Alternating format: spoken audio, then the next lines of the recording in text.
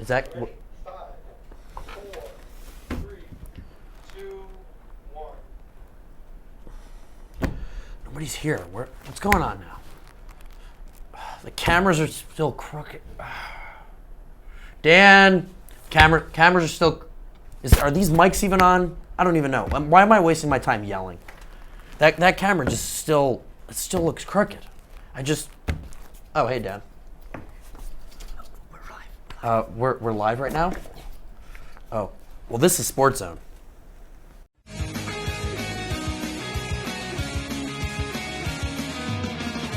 Hello and welcome to SportsZone. This is Studio 90. I've got Ryan with me. We'll be talking about Champions League football today, or Champions League soccer. The best domestic performers in Europe performing in one league to determine who the best team in Europe is. Last season it was Barcelona. This season we're midway through the group stage, so we can kind of take the temperature of which teams are doing well, which teams are not, which teams should be doing better, and potentially looking ahead to see some of the storylines we'll see in the second half of group stages. This past week we had probably the most marquee matchup was PSG and Real Madrid. On paper it looks like a good matchup. You have Angel Di Maria, Zlatan Ibrahimovic, Edinson Cavani for PSG. Real Madrid has got Gareth Bale, Cristiano Ronaldo, James Rodriguez. But ultimately it was the defenses that prevailed, and Ryan, it was honestly a pretty boring match. Yeah, it was definitely not what you'd call your premier matchup. It was definitely not what you'd expect out of probably the best soccer teams in the world this year especially. I'd probably put them on the Mount Rushmore for this year along with Bayern Munich. And maybe you can make a case for Arsenal. However, Arsenal's had an interesting performance, which we'll get to later. Right. But definitely it was supposed to be you would expect a defensive battle, being that the teams are just so evenly matched, with such high-profile guys on both sides of the ball, especially on the front lines. You have Di Maria, Cavani, and Ibrahimovic. That's a dangerous front line. But then you also have Cristiano Ronaldo and Gareth Bale. That's another dangerous front line. So definitely it was supposed to be an interesting match. It didn't live up to the hype, really at all. Right. It was definitely made out to be a lot more than what it ended up being. And it's not like the defenses were playing that well. It was just a poorly played game across the board. Both teams looked like they were just playing for, we're both going to make it, so we might as well just take this one easy and wait for the second leg of the group stages. Yeah, so definitely both of those teams looks like they'll be advancing from their groups. The other two teams in their group sitting on 0 points each, so really they have everything to play for when Real Madrid and PSG meet next time later in November and December. Another marquee matchup from the Champions League groups was Bayern Munich playing Arsenal. Arsenal having everything to do after losing their first two matchups. Even if they beat Bayern Munich, which they ultimately did, they still have a lot of work to do for themselves in the back half if they want to see the round of 16 as they have for the past 12 seasons. So they had everything to play for. Arsenal ultimately prevailed 2-0, and maybe, Ryan, do you think it's a little familiarity from the goal scorer, Mesut Ozil? I think it's definitely a lot of familiarity with Manuel Neuer and Mesut Ozil. It was bound to happen, though, that Bayern Munich was going to give up their first goal. As great as Manuel Neuer is, he is the best goaltender in the world. And Bayern Munich is probably one of the best teams in the world because most of their team is the German national team, and then you add in like a Lewandowski, right, who's obviously been going off in the last month and a half. But it was definitely a lot of familiarity. Arsenal needed this game, and Bayern Munich was a very tough opponent to need this game against. Right. They prevailed. For the second leg, I definitely think Arsenal's probably not going to get that lucky, and Bayern Munich's probably going to pull out a win on Arsenal. Yeah. Or at least play to a draw. So Arsenal really needs to win against the other two group opponents because Bayern Munich doesn't make the same mistake twice, and Pep Guardiola does not make the same mistake twice. I would definitely agree with you there. And sticking with another team in England who struggled in the Champions League, it is Chelsea and Jose Mourinho. They tied this past match day against Dinamo Kiev, which backed up their loss against Porto. On paper, this looked like Chelsea's group to lose, but now they're sitting in third place. So Ryan, I've asked it earlier in Studio 90, I'll ask it again. What is the deal with Chelsea? That's still the age-old question. Definitely what a difference a year makes. It's an interesting predicament because Chelsea, as you and I were talking before we came on the air, is the exact same team, if not better. They added Pedro in the offseason. You would think that would be better. Pedro not adjusting that well to Stamford Bridge. similarly to Angel Di Maria, but it's still early, so he has time to adjust to Stamford Bridge. But I think Jose Mourinho is also a big problem. You constantly read about Chelsea this, Chelsea that. The players on the field aren't changing. The manager is still the same as well. But some things that have gone around the Eva Guerrero problem, that revolves around the manager and Jose Mourinho. There's been a coaching carousel of managers in the Barclays Premier League. There's definitely, Jose Mourinho's a top flight manager. That's no question. I think he needs a change of place. He needs a change of venue. There's plenty of other high profile managers out on the market that could possibly take the Chelsea job. But I think these players have kind of started to lose a little bit of respect for Jose Mourinho in the locker room. Yeah, his antics have earned him a lot of criticism, and rumors are if Chelsea fails to beat Liverpool this coming weekend, Jose Mourinho might have seen his final days at Stamford Bridge. That's all we have time for this time for Studio 90, but stick around for more Sports Zone. Hello and welcome back to Sports Zone. This is the NFL segment going for two. I'm joined here with Justin and Vince. And guys, Week 7 is wrapping up with a not very exciting matchup tonight on Monday Night Football, the Cardinals and the Ravens. I think it's pretty... We'll just start real quick right there. I think it's pretty simple. Cardinals are probably going to win this one. Yeah, I mean, we just didn't want to talk about this, so there you go. Cardinals are going to win that one. If I'm wrong, whatever. But yeah, I mean, obviously Sunday was full of a whole bunch of exciting games. Obviously another matchup in London starting off at 9:30 in the morning with the Jacksonville Jaguars and the Buffalo Bills squaring off, where the Jaguars pulled out a win over Rex Ryan's Bills. And I guess we can start with that game. Obviously, the London series is very interesting to see where they'll go in the future, whether or not the NFL decides to, station a team there permanently. However, that would only give us 33, and then you'd have to balance that out somehow. So, Vince, why don't you, start off by telling us what you kind of took away from that matchup? Well, I think you saw a lot from the Jags. You saw a lot from Blake Bortles. They obviously went up early. They were up 27-3 early. They run out to the big lead. The Bills methodically make their comeback in the fourth quarter, ultimately take the lead when they get the pick six late in the game. But Blake Bortles showed a lot of poise in leading that final drive, the touchdown to Allen Hurns. I think that showed something to Jaguars fans to be hopeful for.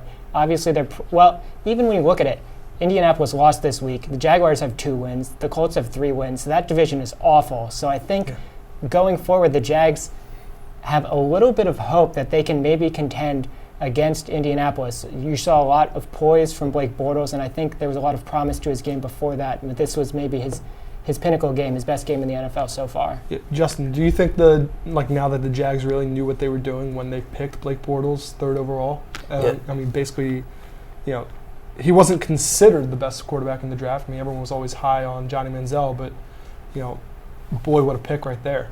Oh, yeah, I think the Jaguars, like Vince said, I think they have a shot here. The division is probably the worst division in the NFL this season. I mean, every team in the division looks terrible. Yeah. And if there's one team that looks on the rise in the division, I think it's the Jaguars. I mean, the Colts look terrible. The Titans, terrible. And Houston has probably one of the worst defenses I've seen in a while this year, even with superstar J.J. Watt. So if there's one team on the rise in that division, I think it's the Jags. Yeah, I mean, I think so far this season we've seen a lot of teams that you would expect to have at least more success than they are already having this year, really faltering. I mean, I think it's somewhat safe to say that this year could end up being the last year for coaches such as Chuck Pagano of the Colts. Bill O'Brien, he seems like he could already be on his way out in Houston. And then even Andy Reid over in Kansas City. However, Kansas City did pull out a win, surprisingly, this week. Not obviously, with their stars of Jamal Charles and Jeremy Maclin. However, it was against Vince's Steelers. That being said, the Steelers are obviously a powerhouse team still, with a defense that they're slowly starting to rebuild, especially considering this is the first year without Troy Polamalu. So Vince, we're all hoping to see Big Ben back on the field soon. He wanted to really play this week. Obviously didn't get that chance. Do you think Landry Jones still is an okay fit right there? And what do you think is the biggest takeaway for the Steelers team that seems to keep going up and down constantly? I would say, to answer your first question, Landry Jones is a better alternative than Mike Vick going forward. He is a short-term fix, though. He's definitely a work in progress, and he's shown that he's 3 years into his development and he's still not there yet. He could probably fill in for a game or two more, but I feel like Ben Roethlisberger practiced this week. He wanted to go, but I feel like Mike Tomlin held him out. They have a huge game against the Bengals next week. He wanted to give him a full week of practice.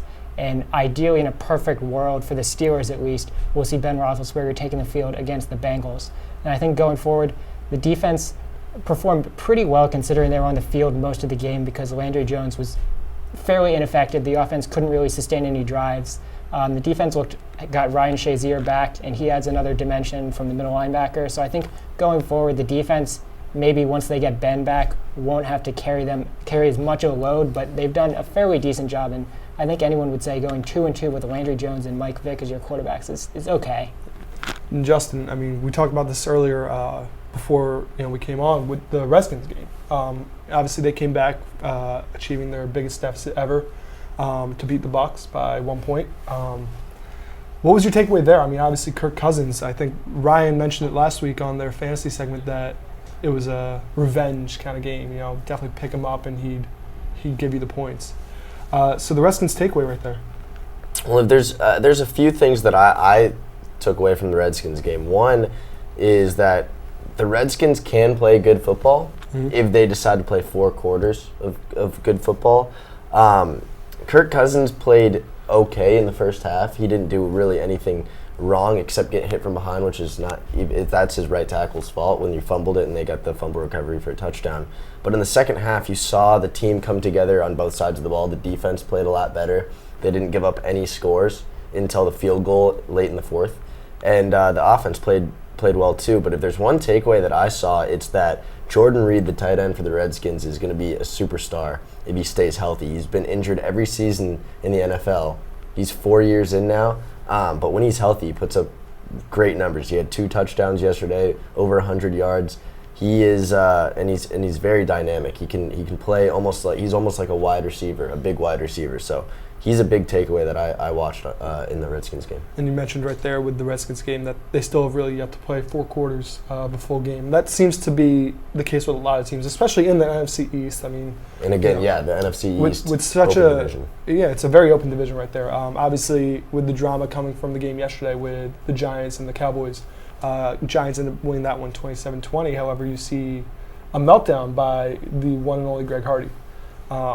Someone who Jerry Jones later went on to call a leader, which is still causing people to scratch their heads. But real quick before we run out of time, I just got some quick questions right here where obviously we still have a few undefeated teams in the league. Biggest surprises there, and then also feel free to add in after 7 weeks of the season, who's your biggest surprise team so far? So let's start with Vince and come on in. I think the biggest surprise is that the Carolina Panthers are still undefeated. Maybe they faced a weaker schedule early on, but they did defeat Seattle in Seattle, which even if Seattle's defense isn't as strong as it's been in years past, it's still a big road win. And I think it's showing that Cam Newton is really being the player that would garner the #1 overall pick, and they're playing really good football right now, and they're surprising me. So I think going forward, they maybe have a force to be reckoned with in the NFC that's a little bit weaker. Okay. I'm not surprised by any of the teams that are undefeated. I think every team that's undefeated deserves to be undefeated. I am surprised that the Broncos offense hasn't been turning it on because everybody's used to the Broncos offense being the powerhouse, not the defense. This year, I think they have the best defense in the NFL, them and the New York Jets. If there's a team that I'm surprised by and I'm looking forward to watching them in the future, it would be the Oakland Raiders. They have a great young team. They have a young quarterback in Derek Carr. They have a young receiver in Amari Cooper. They have somewhat of a veteran in Michael Crabtree, and they have a big running back. I think they're going to be good next year, and their defense has some weapons too. They picked up Aldon Smith after he was a nut job in San Francisco, so he moved across the Bay, and they have Khalil Mack, who's, in my opinion, the best linebacker other than Luke Kuechly in the NFL right now. Yeah, I mean, for me, I'd have to say it's actually probably the Bengals. I mean, considering what they've done, I'm still intrigued to see how they'll play out the rest of the season. But yeah, biggest surprise I'd actually have to say is the Colts. I mean, based off the moves they made this offseason, bringing in guys like Andre Johnson and Frank Gore, you think that they'd get more offensively minded right there and give Andrew Luck more weapons, but that's not the case so far. Anyway, that's all the time that we have for our NFL segment. This has been going for 2. Stay tuned for more Sports Zone coming at you next. Hello and welcome back to this episode of Sports Zone. I'm Dan. I got Ryan here with me for this episode of AU Insiders. We're going to shift away from fall sports, what we've been covering lately. They're kind of coming to a head now heading into Patriot League tournament, but probably the biggest news, and especially at American, the biggest 2 sports we have here are the 2 basketball teams, men's and women's hoops. And the Patriot League recently came out with their projections for this season. And both AU teams are actually projected to finish 5th. So we're going to take a little look into that, how we think those projections are. Is it a fair projection, unfair projection, etc. So we'll start on the men's side. Coming off their second consecutive conference finals appearance, this one they lost. Of course, last year had won. They made their first trip to the NCAA tournament since 2009. But projected to finish 5th this year. No Pee Wee Gardner, no John Schoaf. So Ryan, what do you think about the 5th place projection? Too high, too low, right around fair? I think they should be a little bit higher. I don't think they're the best team in the Patriot League by far, but definitely they should be at least probably around 3. I think, with the guys returning, Marko Vasic, especially going to be the team leader, had a lot of minutes. I think he was like one of the top 5 guys in the NCAA last year in minutes played. But somebody's going to have to fill Pee Wee Gardner's shoes. He was a true gamer, and he was very big in the conference finals last year. Unfortunately, they did end up losing to Lafayette. But I think that there's definitely a lot of shoes to fill. Coach Brennan obviously is one of the better Patriot League coaches out there, and he's obviously going to get the team ready to go. It's just going to be interesting to see if who can step up and fill Gardner's shoes. Yeah, and certainly I think you have to circle Jesse Reed. He led the team in scoring last year. He's really a very multifaceted player. He can hit him from 3. He can get to the hoop. And he can do a lot of things pretty well. He can get rebounds. But as you said, he's going to need some help. Whether it's Marko Vasic, it could be Charlie Jones, the walk-on icon Charlie Jones, or one of the new transfers they have eligible to play this year, Paris Mariakos, Leon Tolksdorf. Were completely ineligible last year, sitting out for NCAA rules. It'll be interesting to see if they can have a big impact on this team. I think you're right. They can maybe surprise some people considering that 5th ranking and pull some upsets and get themselves back where they want to be. We'll swing over now to the women's side. Again, as I said, both teams ranked 5th. They're ranked 5th this year, which may be a bit of a surprise considering they won the Patriot League last year, or the tournament at least, and made their first ever trip to the NCAAs in Iowa. Lovely town, Iowa City. But, it's interesting because, they did lose Jen Dumiak, who was their Patriot League Player of the Year, the team's best player, point guard. The whole offense ran through her. But there's still some weapons coming back. Emily Kinniston was a freshman last year. She got some real minutes. Michelle Holmes is going to be big. And they've gotten bigger with their recruits. 2 recruits coming in at 6'3", so they can be a much bigger post team. What are your thoughts on that ranking?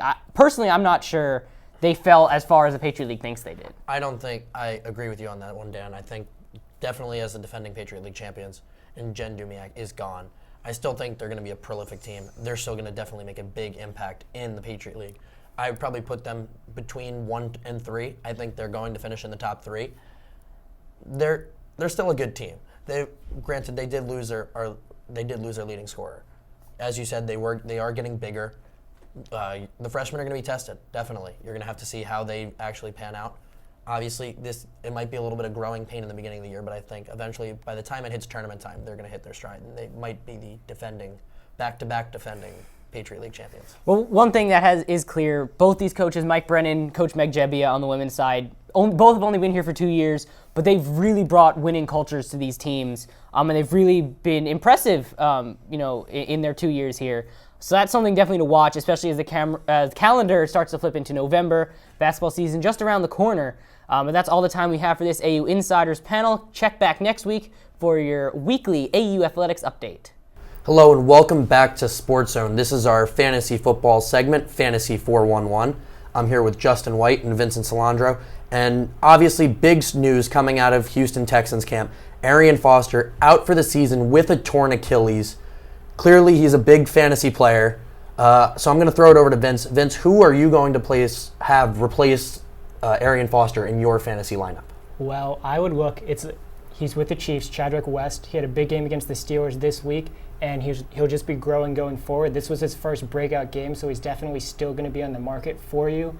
He put up 125 yards this week, and with Jamal Charles out, he kind of offers a little bit. He's a speed running back, similar size to Charles, so he's got that explosive power. And with Niles Davis not really getting a lot of the carries, he'll carry the brunt of the Chiefs' run game. So I would look to him to pick up. Maybe not a lot of people are looking in that direction, so he's definitely probably available in some leagues. Yeah, definitely. Chendrick West would be a good idea. The Chiefs still are a very big run-based offense. Switching to the other side of the ball, a lot of defenses have been dropped in the last couple weeks. Out of the top 10 most dropped players or special teams and defenses, 4 of them were defenses. Granted, you have the Eagles, the Redskins, the Bills, and the Jags all on bye this week. So I'm going to throw it over to Justin. Who would you definitely keep an eye on and have as a good matchup this week for your defense? I think a defense that you want to look at could be the New York Jets. They're playing the Oakland Raiders. The Oakland Raiders offense is good, but I don't think they're good enough to play against the New York Jets. They're going up against Darrelle Revis. Amari Cooper's probably going to get shut down by him. And the offensive line in Oakland's not good enough to hold up against that solid defensive line in the New York Jets. Yeah, I have to agree, especially with Sheldon Richardson coming back on that D-line. It really bolsters that defensive front for the New York Jets. Now, big things. We're going into Week 9, I believe, of the NFL season, or Week 8. Week 8. Well, sorry, I confused it with college. Going into Week 8, who is your kind of guy who you think is going to actually have a breakout week? We're going to start with Vince. Who do you think is going to kind of break out and have a big week this week? Well, he's been showing signs. I think the past 2 weeks he's put up some decent numbers, scored some touchdowns for the Vikings, and that's Stephon Diggs. He's quickly becoming Teddy Bridgewater's favorite target. He scored last week against the Lions, made a phenomenal catch. That's not any fantasy value, but that was a great play. Going forward, he's the go-to guy, and really when you look, he's kind of supplanted Mike Wallace, and he's getting most of the targets. He also probably will still be available in most leagues, so I'm putting Stephon Diggs into the lineup as the Vikings offense is looking pretty sharp the past couple weeks. Justin? Look, I'm going to have to go with Peyton Manning. We're forgetting that Peyton Manning is probably one of the top 3 greatest quarterbacks of all time. And yes, it is Week 8, and he hasn't done well up to this point, but you can't expect Peyton Manning, the sheriff, to not break out at some point in one game this season. He's going up after a bye. He has time to study the Green Bay Packer defense. It's at home. It's in Denver. It's on Sunday night. If there's one game that Peyton Manning's going to break out, I think it has to be this game. Yeah, and I'm going to also have to pick Antonio Brown and Lamar Miller. Lamar Miller had probably the best week out of all players in fantasy football last week. I think he racked up 35 points on ESPN scoring. He had over 150 yards and I think 2 touchdowns. And then I have to say Antonio Brown. This week he just came off of a very big week. Big Ben's coming back in the lineup. And I really think that Antonio Brown's going to once again receive all the targets that he's going to get. Last thing, lots of kickers have been dropped and lots of guys who have been money all year. So Mason Crosby was the most dropped player. Granted, Green Bay had a bye. But there's a lot of good kickers on the market. Who could you possibly grab right now and keep them for the rest of your season? Let's start with Vince and we'll come down the line. I think I was shocked to learn yesterday when I was watching the Giants-Cowboys games that Dan Bailey hasn't missed a field goal all year. I wasn't aware of that. I know he's not picked up by anybody in any of the teams in my league. So Dan Bailey would be my pickup. Hasn't missed a field goal, and you're seeing in a year where kickers, especially reliable kickers, are missing a lot. That's a good quality to have. I don't know about down the road with the high-powered offense of the Green Bay Packers, but I would pick up Mason Crosby this week. I don't think the Green Bay Packers are going to be able to get into the end zone as much as they usually do against the Denver Broncos defense, especially in Mile High Stadium. So I'm going to go back with Mason Crosby. Yeah, and I have to go Brendan McManus of the Denver Broncos. You know, kicking in Mile High is just it's a given for any kicker. You're going to get at least 5 extra yards. However, that's all the time we have for Fantasy 411. Along with Vince and Justin, I'm Ryan. More Sports Zone coming up after this. Hello and welcome back to Sports Zone. This is our MLB segment, getting to third base, and it is officially our World Series segment. Obviously, we now know that the New York Mets will be squaring off against the Kansas City Royals Tuesday night at Kauffman Stadium. And so, I guess, guys, I'm joined by Vince and Dan. They're really there's not that much surprise on the AL side, but there still is somewhat of a surprise on the NL side. And so I guess to break it down by team, let's start with Vince and start with the AL and the Royals, making their second straight World Series, obviously coming off a disappointing 7-game series last year against the San Francisco Giants, the team that wins every other year. So Vince, what do you see from this Royals team that's different from last year, and how do you see them progressing throughout this series? Well, I think definitely the Royals is a weird proposition. Prior to the last 2 years, they've made 2 World Series appearances in the past 30 years. Now they're here 2 years in a row. It's very odd to see. They also had a different path to the series than the Mets. They had struggled a little bit against the Blue Jays, a little bit of controversy in that Game 6, a little bit of weather, a little bit of rain, but they're here nonetheless to try and avenge last year's disappointing loss. I feel like if it's a similar team, I guess differences would be Johnny Cueto. They've got stronger starting pitching this year, maybe deeper starting pitching as well, as they've got Edison Volquez and Ventura, who pitched a very phenomenal game 6 and the clincher against the Blue Jays. So I feel like their starting pitching is 3 deep, which is good because the Mets can go 4 deep and have 4 really strong pitchers. So I think it's going to be a fun series to watch, probably low scoring, great pitching matchups, and it's going to be interesting to see how it shakes out. Yeah, the Royals definitely did make some changes this year in adding guys like Cueto to their rotation, as well as bringing in formerly retired Ryan Madsen to their bullpen, and then obviously with the loss of Greg Holland, having to turn to Wade Davis to be their closer towards the end of the season. But yeah, Vince mentioned it, Dan. The Mets really, I mean, they are a surprise team right here for the World Series. No one really expected that much of a leap forward for them. Being able to go 4 deep, solid starters all throughout. And so, being our resident Mets expert, let's actually having not talked about the pitching, but other aspects of the team. Well, that's better, actually, because I think the Mets' success in this series does rely solely on their offense. Vince talked a little bit about the Royals' pitching. It is better than it was last year, but it's still not spectacular. Cueto was the big addition, the trade deadline acquisition. But, even with Cueto, I think the number was like their starting pitching ERA was like 4.24 over the course of the regular season, which is not spectacular. Putting it mildly. Yeah, it's not great, and obviously Cueto would bring that down, and Ventura had a really good second half. But, that's probably their biggest weakness. If the Mets can get a lead early, I think they have a good shot. The key for the Mets is going to be you can't get to the 7th inning trailing. If you get to the 7th inning trailing, game's over. Yeah. With that Royals bullpen with Madsen and Kelvin Herrera and Wade Davis, they're the best in the business, and it's done. But if the Mets can get to the Royals starters and either get them out of the game earlier, or if they can put up maybe 4 or 5 runs a game, I think kind of like what they did against the Cubs, 4-2, 4-1, 5-2. I think those are the kind of games that these are going to be. So if the Mets can put up 4, 5, 6 runs a game, I think they're going to be okay. Yeah, I think something you have to think about here. Obviously, the Cubs played phenomenally in the division series against the why am I blanking? The Cardinals. The Cardinals. There we go. They played phenomenally offensively, and with such a young team too. 3 rookies, technically 4 rookies if you want to count in Addison Russell, who was not playing during the championship series.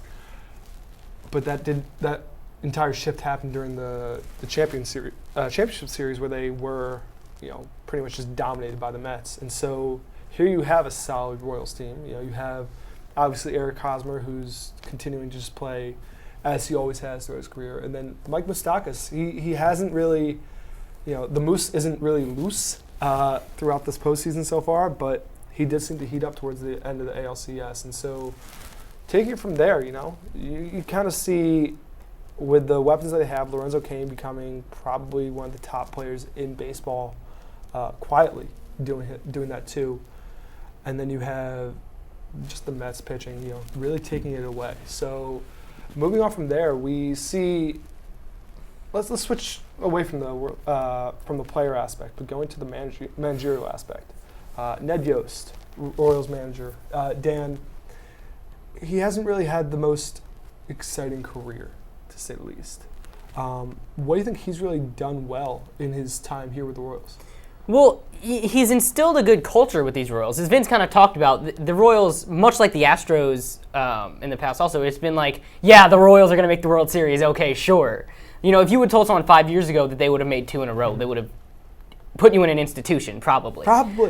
So he's managed, in this could be what the Cubs are in like 3 years. And the Royals they're a young, homegrown kind of team, and he's taken them and he's helped them develop, and he's got them, where they want to be. He's put it all together into a cohesive unit that's now one of the best teams in baseball. So I think Ned Yost deserves a lot of credit for where this Royals team is. And of course, the way obviously his life is made a lot easier by the back end of that bullpen. That if his starter gets into any trouble, even in the 6th, he's got that luxury. But he's able to make the personnel decisions as well to make that work. And I think Ned Yost deserves a lot of credit. And Vince, Terry Collins, the manager for the Mets, he's been there for a few years now. And like we said, no one really expected such a leap forward for them. I mean, yes, maybe we expected an above 500 record for New York, but to be in the World Series, what do you think he's done well in his approach to kind of managing his team? Well, I feel like he had one of the biggest dilemmas managerially was managing Matt Harvey down the stretch, and he did that fairly well. And also when you look at the Mets, after post-Cespedes trade, were pretty phenomenal. I think he's seen his starting pitching really blossom for him. He's maybe made some slight minor tweaks to the lineup that have really brought out the best of players, but he's having 3 pitchers right now who are pitching pretty phenomenally. It's pretty unusual to have 3 pitchers pitching this well at the same time. So I'm not discounting the performance of Terry Collins at all, but maybe the accelerated performance of the Mets doing a lot better than we thought is attributed to these players' performances that he has available to him. In years past, he's had injuries, and maybe some of the younger pitchers in their 2nd or 3rd year doing a lot better than we expected earlier in their careers. And I mean, 2 rebuilds that took 2 different amounts of time for both organizations. The Royals obviously took a long time to make it back to the playoffs, and now we're in their 2nd straight. Whereas the Mets, it's really been since 2007 that they've floundered. Moving on real quick, we just talked about managers. Managerial vacancies still loom ahead of us, especially in the NL East and now in the AL West with the Dodgers. Who do you see as like top front runners for these jobs? Obviously, we have guys like Don Mattingly out there and Dusty Baker and Bud Black. Where do you see these guys landing and shaping up? Dan, moving on in. Well, the Nationals are starting to narrow down their list already after having fired Matt Williams promptly after their season ended. I believe Dusty Baker is high on their list as a manager. He's been a good manager throughout his career. He's had a lot of other time away from the game in terms of the managerial aspect. He's been broadcasting it. He was on the TBS pregame show for the NLCS. But he's always been a good manager. I think he's a name to watch. I think Bud Black is on their list as well. He's also been away for a little bit. But those are the 2 names I would watch for the Nationals position. And maybe whoever doesn't get that could then swing out west for the Dodgers. I haven't heard any names necessarily swirling with them yet. It's a bit early in that process. Vince, how about for Miami?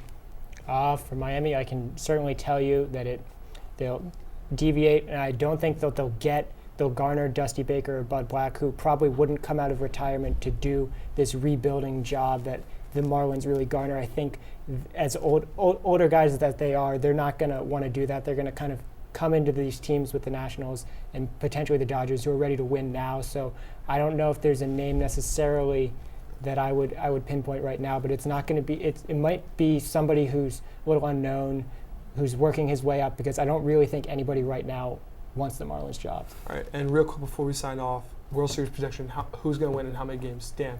I'm taking the New York Mets in 6. I think the offense does enough, especially against Cueto, who they've handled in the past, to take it. Vince? Just for the sake of deviation, I'll take the Mets in 7. Oof, and I'll say the Royals in 5. Whoa, wow. That's all the time that we have for Getting to Third Base. Stay tuned for more Sports Zone coming at you next. Hi, everybody. Welcome to Ice Time. I'm Rachel here with Ryan. This week, we're going to talk to you about some changes in hockey. Columbus Blue Jackets have fired their head coach, Todd Richards, last Wednesday, October 21st, and immediately hired John Tortorella. John Tortorella, who's 57, has been out of the NHL since the Vancouver Canucks fired him after 1 season in 2014. Todd Richards was fired from Columbus Blue Jackets because he led them to start the season with 7 consecutive losses. Now, they became the 6th NHL team to open a regular season, and that was the day after his birthday that they fired him. Yeah, unfortunately, Todd Richards just wasn't getting it done. There needed to be a change in Columbus. They brought in a lot of talent. Brendan Saad's probably their most prolific offseason signing that they brought in. John Tortorella is a very defensive-minded coach. Columbus finally in their 9th game, 9th time's the charm, finally got their first win of the season. So that was definitely a big plus. Tortorella's game is a lot different from Richards' game. Tortorella's very big in blocking shots and very big on the defensive side of the puck. So it'll be interesting to see what he does with all this offensive talent that they have lying around in Columbus. I'm excited. He was talking about in a press conference how there weren't many expectations held high for this team last year. He's excited to hold them to a new standard of greatness. He did sign a 3-year contract with Columbus. Moving on to Zach Rinaldo, one of the biggest hits this week, coming from Nessen's Nicholas Goss. Boston forward Zach Rinaldo, this is his first time suiting up against his former team, the Philly Flyers, at the TD Garden last Wednesday, which is one of the Bruins' only Wednesday night rivalry appearances this year. He was ejected exactly at the 20-minute mark because he tabled Sean Couturier against Chara along the boards in the Philly zone. What's controversial about this is it looks like a pretty clean hit, even though he's injured. Yes, it is a clean hit. Definitely still needed to be a call in the game, and they gave him eventually a 5-minute major for charging along with the game misconduct. However, contrary to popular belief, everybody thinks, oh, well, Zach Rinaldo, he has a history around player safety. He was not suspended, and in all reality, he should not have been suspended. It was a clean hit. The angle made it look a lot worse. Yes, Couturier was injured. They made the call during the game. They got Ronaldo out of there. Otherwise, it could have gotten ugly. But definitely, the call was made on the ice, and that was enough penalty, according to Department of Player Safety. Yes, the league did understand that when Ronaldo made the choice and committed to the hit, Couturier did have the puck at the time, and even though he did lose control, it was still within the allowable time frame to be hit. Chara and Giroux were also given 5-minute minors for relatively slashing and unsportsmanlike conduct. Next, we're going to work with another aggressive player this week, Steven Gianta, coming from CBS Sports. New Jersey Devils forward Gianta was ejected last Thursday for viciously spearing. Yeah, it was definitely interesting. Spearing's not a penalty that you see that often in the National Hockey League anymore, and Steven Gianta, he's an energy guy for the New Jersey Devils. He's supposed to go out there and just be the grinder, play physical, and play kind of fast and loose. He was fined the maximum amount you possibly can be under the NHL's collective bargaining agreement. Granted, I don't know what exactly. I think he was given a 5 in a game for during the game. However, it was not suspension worthy as deemed by player safety. But definitely it was an aggressive. Spearing is never something that you should do, and it was definitely an aggressive infraction committed by Gianta. Yeah, that was never the correct response for just a simple cross-check after the whistle was blown, and he was fined $2,284.95 for a little poke with the stick. 3 stars of the week are Evgeny Kuznetsov, Andrei Markov, and Jonathan Quick. Now, Jonathan Quick, I've looked at for a few years as a very up-and-coming goalie, and no, he's no Tuukka Rask, but he's really making his way on the West Coast. Jonathan Quick's definitely the prolific American United States goalie. He had a great Olympics. He absolutely robbed Connor McDavid on the goal line just recently. I definitely think he's still one of the best goalies in the league. He has 2 cups to prove it. Markov had a very big night. Him and Subban are really the anchors of the Canadiens' D-corps and are big reasons why they're 9-0 right now. And then Evgeny Kuznetsov, when you play on a line with Ovechkin and TJ Oshie, you're going to have a lot of points. And Kuznetsov is a very young and up-and-coming player. And when Ovechkin's gone, I think Kuznetsov's going to be the guy who fills that role. I agree.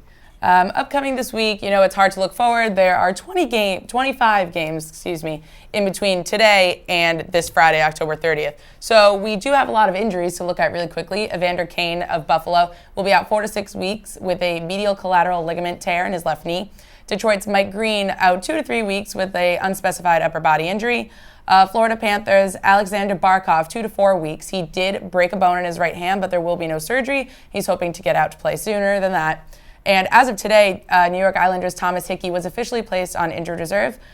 He will be out for at least another month with a lower body injury. He did also miss the first 4 seasons of the game. Games of the season. I think he'll be definitely a big help when he comes back. He was definitely in their top 4 in New York with Boychuk and Leddy. And then you had Thomas Hickey. I definitely think it's a big loss. The Islanders are going to have to find a way to replace him. And that's going to be the main issue for the Islanders. Maybe Boychuk can come back. He was on fire when he did get traded. He's been a little lackluster. Hopefully some line changes will help him out. My picks for this week, New York Islanders I'm hoping for a win over the Calgary Flames, which is at the Barclays tonight, 7 p.m. on MSG+.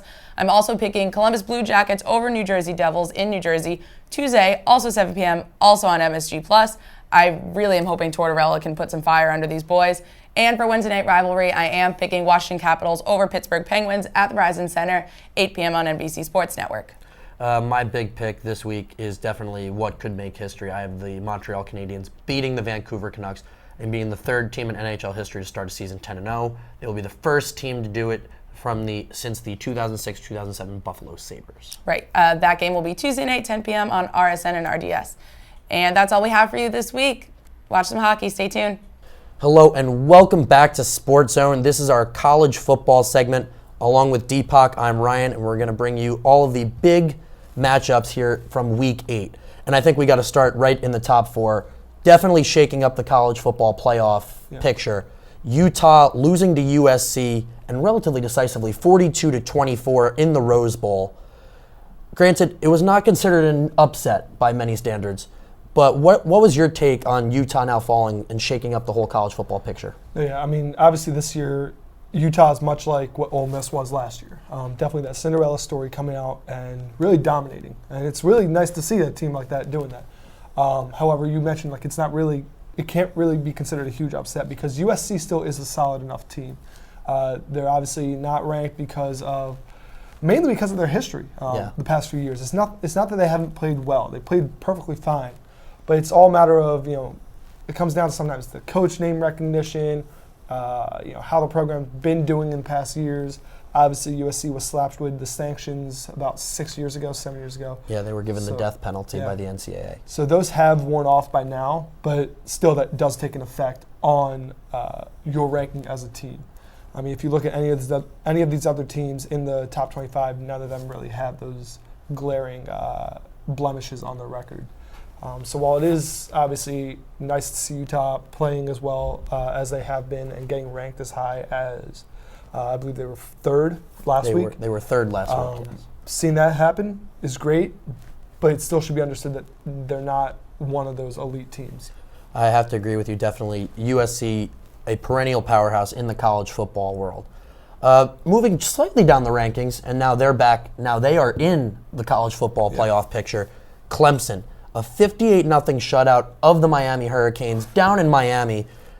Dabo Swinney just clearly had the Clemson Tigers fired up. Yeah. What was your take on the absolute shellacking down in Miami? Yeah, no, Dabo's he's leading this team to basically the prominence that they've been building up towards the past few years. Obviously, with a lot of teams this year too, especially high up in the rankings, not a lot of games have been blowouts, per se. But this game against Miami, Miami is unranked, however, still, as you put it, a shellacking, a shutout pitched right there by Clemson. I definitely see them being a force to be reckoned with. However, anything can happen between now and the end of the season, where maybe they are deserving to make it to the playoff, but they end up for some reason being on the outside looking in. So we've yet to see where that ends up playing out for them. But definitely good to see Clemson just coming together and really, showing the rest of the NCAA what they are. I definitely think Clemson's also taking the ACC by storm. Yeah. Speaking of staying in the ACC, the perennial and pretty much the dominant team of the ACC, Florida State, falling to Georgia Tech in Georgia. That's clearly a huge ACC matchup. It allows Clemson to kind of solely take that number 1 spot in the ACC. So I'm going to ask you, just what happened with Florida State and Jimbo Fisher? Yeah, no, the way that game ended is definitely a heartbreaker for anyone to see, plain and simple. And you just see Florida State has really not been the same team, obviously, since Jameis Winston left. And while Jameis Winston obviously was the first pick of this year's NFL draft, and he's doing fine as a rookie over in Tampa Bay, the main caveat for him is that he runs, and he's also a very big quarterback, someone who, regardless, even if he stayed in the pocket, was hard to take down. So the entire shift right there, Jimbo Fisher was so used to using someone like a Jameis Winston at the helm that the team really isn't what it used to be. It's not an offensive powerhouse like it was. And it really was a shame to see them lose in the final seconds against unranked Georgia Tech. So coming into next week, I think it really needs to be a rebuild right there. They need to definitely reflect on how not to really just, first off, just hold on to the damn football. Don't give up the football. So, and I think they can rebound, fairly safely. Yeah, so just some other quick scores happening in college football this week. Ole Miss defeating Texas A&M. Ole Miss really needed this win to stay alive in the top 25 rankings. And another big matchup, Pac-12 action, UCLA upsetting number 20 Cal Berkeley and Jared Goff. So the true freshman and UCLA and their quarterback definitely took it to Jared Goff. We're going to cover two of your Philly teams. Of course. We're going to cover Temple, who is still on the rise in the rankings. Big win in the American Conference, beating East Carolina 24-14, and Penn State coming down to Byrd Stadium at UMD and defeating the Maryland Terrapins by 1 point. So take us through kind of how Pennsylvania college football is really starting to come into its own. Yeah, no, especially right here with Philadelphia, and not to mention, Pitt has also entered the lower parts of the top 25 rankings, Yes. And so Pennsylvania football is really doing pretty well right now. Temple is undefeated, first time in their history that they've maintained this status. Pitt obviously playing as they should in their conference. Penn State finally becoming bowl eligible following obviously the heinous crimes of Jerry Sandusky and those sanctions that were slapped upon us, upon the team in 2012. So it's good to see them being able to come out there now and be like, hey, we can show the rest of the world that we still are a good football program, one worthy of the recognition that has carried through years of the Joe Pa tradition. So yeah, definitely Pennsylvania college football is taking a turn for the better, especially in Philadelphia with Temple. Penn State, however, seeming to come into its own as well, and Pitt, as you mentioned earlier, breaking into the top 25. Happy Valley is happy again. Absolutely. So just a quick rundown through the rankings. We have Ohio State once again atop number 1. No surprises there. They rolled Rutgers 49-7, which pretty much everybody expected. Yeah. Baylor maintaining their spot at number 2. Clemson, obviously, after a big win against Miami, finally getting into the college football playoff picture at number 3. LSU, Leonard Fournette has definitely kind of started to distance himself as a Heisman favorite in the 4th. The biggest drop definitely goes to Utah. They dropped from 3rd to 13th. And also Florida State dropping from 9 to 17.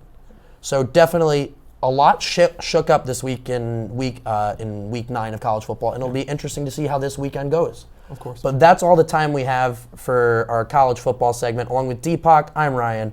More Sports Zone coming into you after this. Hello and welcome back to our final segment of Sports Zone, our favorite thumbs up, thumbs down, where we talk about whatever's good in sports and life, and also whatever's bad in sports and life. Anywho, without further ado, let's throw it on over to Ryan to start us off. I've got a couple thumbs ups.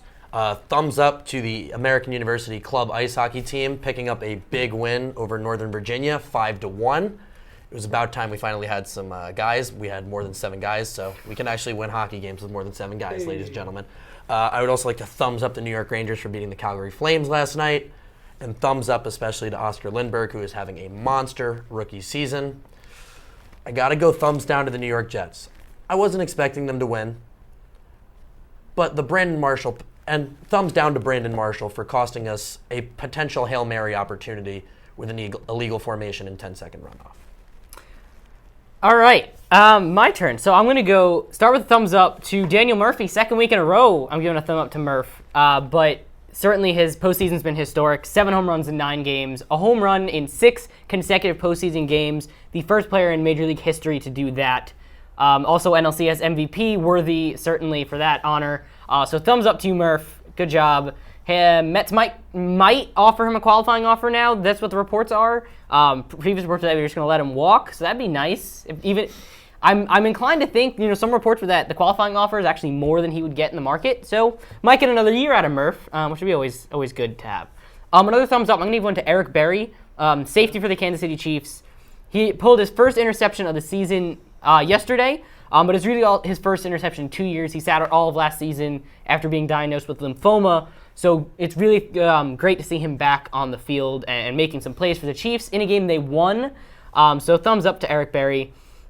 And thumbs up to Natalie Connerth and the AU field hockey team. Connerth put in 2 goals and an assist in the Eagles' win over the Indiana Hoosiers on Sunday, including the game winner in overtime. She's had a really, really nice year for the Eagles. They are still in second place, heading almost into conference tournament play, so thumbs up to them. I'll second Ryan's thumbs down to Brandon Marshall. Also, he dropped a touchdown pass, and that could have swayed the game as well. Jets had to settle for a field goal to go up by, I believe it was 3 rather than go up by 7. That could have changed the whole course of the game. Also, the Jets defense forgot to cover Rob Gronkowski. I don't know how you do that. He's one of the best players in football, but you can't just let him run right past you. I mean, no other comment other than that. Those are my thumbs for this week. So, Deepak, take us home. Thumbs up, first of all and foremost, to the World Series beginning. It is kicking off. We are here. It is the Royals versus the Mets, and I'm still sticking to my 5-game thing. Not necessarily because I think it's actually going to happen, but because Dan's a Mets fan, I just want to be that guy. Thumbs up to the Phillies signing their new GM, Matt Klentak, to a contract. We now can officially begin our rebuild process. Klentak is the youngest general manager in Phillies history at 34 years old, coming over from the Angels. Thumbs up goes to the Flyers for so far what's actually been a pretty promising start to Dave Hextall's career. The Flyers are currently sitting, I believe, 3rd, maybe 4th in the division. Definitely first place for the wild card. They're sitting in 4th right now. 4th right now in the division, 1st for the wild card. So that's looking good considering that. It's been like 2 weeks. You're working on a wild card already? Yeah. Hey, you gotta take whatever you can. Philly Thumbs sports. down to the Philadelphia Eagles for losing. Sam Bradford is really proving that he is crap. And it actually later came out that in the locker room, an unknown player said, "Catch the damn balls." Chances are it was Malcolm Jenkins, who's the safety, who basically intercepted a very crucial throw by Cam Newton. Thumbs down, like I said, to Sam Bradford. Thumbs up to the fact that, guess what they are? They're going to go 12-4, Super Bowl bound. Dan's going to quote me again there. And finally, on a very solemn note, thumbs down to cancer, taking the life of legendary coach and president, Flip Saunders of the Minnesota Timberwolves. Saunders had a very great career, so there's a thumbs up to him for a fantastic career. 35 years as a coach, both assistant and head.